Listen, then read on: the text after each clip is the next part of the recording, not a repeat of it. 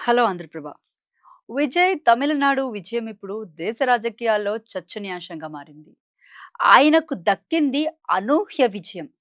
ఎవ్వరూ ఊహించలేదు.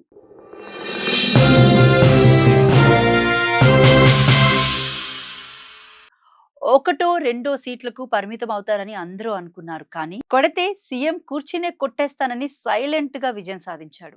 అధికార డీఎంకే తొక్కాలని చూసినా వెనక్కి మాత్రం తగ్గలేదు. కరూర్ ఘటనతో పొలిటికల్ లైఫ్ ఎండ్ అయినట్లే అని అందరూ భావించారు.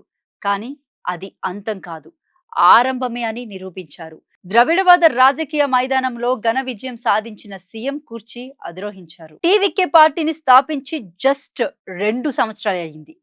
గతంలో సీనియర్ ఎన్టీఆర్ మొన్నటి వరకు రాజకీయాల్లో అరవింద్ కేజ్రీవాల్ తర్వాత తానే అని నిరూపించుకున్నారు. ఇప్పుడు సీఎం పీఠాన్ని అధిరోహించడానికే సిద్ధమవుతున్నారు. అయితే విజయ్కు దక్కిన ఈ విజయం ఆసామాషి విషయం కాదు.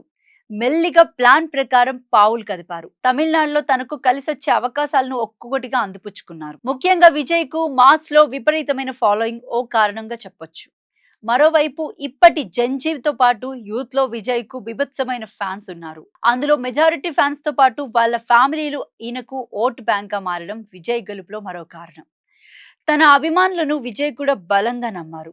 మొదటిసారి ఓటర్లు మొదలు 30 ఏళ్లలోపు యువత పెద్ద సంఖ్యలో టీవీకే వైపు మొగ్గు చూపించింది. దీని ప్రభావంగానే తమిళనాడు అసెంబ్లీ ఎన్నికల్లో రికార్డ్ స్థాయిలో పోలింగ్ నమోదైంది.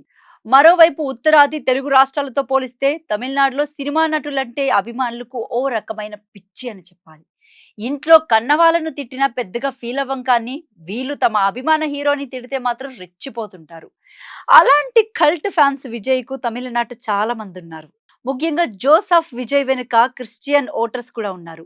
మరోవైపు డిఎంకే పాలనపై విసుగు చెంది చాలా మంది ఓటర్లు విజయ్ వైపు టర్న్ అయ్యారు.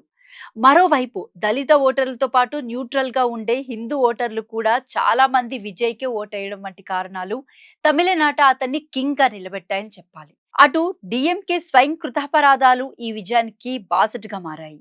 సనాతన ధర్మం మలేరియా అంటూ చెప్పడం డిఎంకేకు ఒక వర్గం ఓటర్లు తీవ్ర వ్యతిరేకత తీసుకొచ్చింది.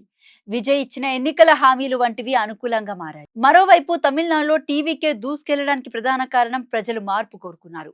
దశాబ్దాలుగా అన్నా డిఎంకే పార్టీలు తమిళనాడును పాలించాయి. 60 ఏళ్ల పాటు ద్రవిడ పార్టీలు పాలనలు చూసిన ప్రజలు కొత్త పార్టీకి అవకాశం ఇవ్వాలని భావించినట్లు తెలుస్తుంది. పట్టణ ప్రాంతాల్లోని ఓటర్లకు విజయ్ రూపంలో ఓ ప్రత్యామ్నాయం కనిపించింది. ఇలా రాష్ట్ర ప్రజలకు ఏం కావాలన్న విషయాలను విజయ్ ఇట్టే పసిగట్టారు. దీనికి తోడు తాను సామాన్యునని నిరూపించుకోవడంలో సఫలమయ్యారని చెప్పొచ్చు. తన డ్రైవర్ కొడుకును సీట్ ఇచ్చి కూడా గెలిపించుకోగలిగారు. ఇలా రాష్ట్రంలో ముఖ్యంగా జెన్జీ ఓటర్లను ప్రసన్నం చేసుకున్నారు. మొత్తంగా చూసుకుంటే విజయ్ తమిళ రాజకీయాల్లో తనదైన ముద్ర వేయడానికి పర్ఫెక్ట్ ప్లాన్ వేసుకున్నారని చెప్పొచ్చు. అందుకే ఇది సాధారణ విజయంగా మిగిలిపోకుండా దేశ రాజకీయాల్లో ప్రభంజనంగా మారింది.